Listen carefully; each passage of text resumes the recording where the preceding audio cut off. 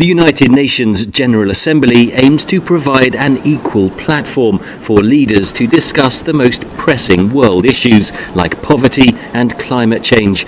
But a new report from the charity Oxfam says the annual meeting is overshadowed by what it terms a global oligarchy controlled by the ultra-rich and mega corporations. They're shaping the rules in their favour.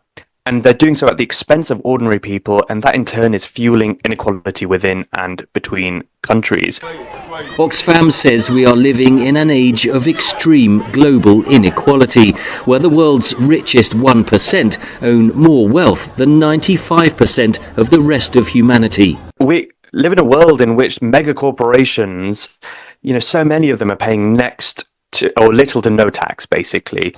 Brazil, which currently holds the presidency of the G20, wants to impose a 2% minimum tax on the world's richest billionaires, which it claims would raise up to $250 billion, a move backed by Oxfam and many other NGOs. The plan is backed by other members, including South Africa, Spain and France, but US Treasury Secretary Janet Yellen spoke against the move at a G20 meeting in July. Tax policy is very difficult to coordinate globally, and we don't see a need or really think it's desirable to try to negotiate a global agreement on that.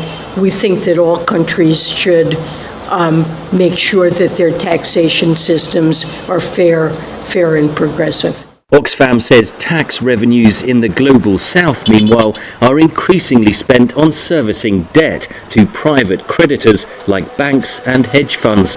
The charity also accuses large pharmaceutical companies of shaping rules over intellectual property rights to benefit their shareholders.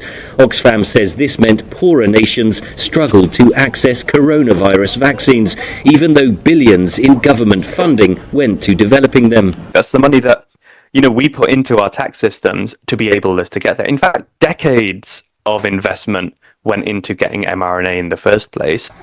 Responding to VOA, Pfizer said the company had offered its coronavirus vaccine at cost price to poorer nations, but that many richer countries moved faster to purchase the available doses. Pfizer's chairman also warned that losing intellectual property rights would disincentivize anyone else from taking a big financial risk in developing such vaccines, a view echoed by other large pharmaceutical giants. Henry Ridgwell, VOA News.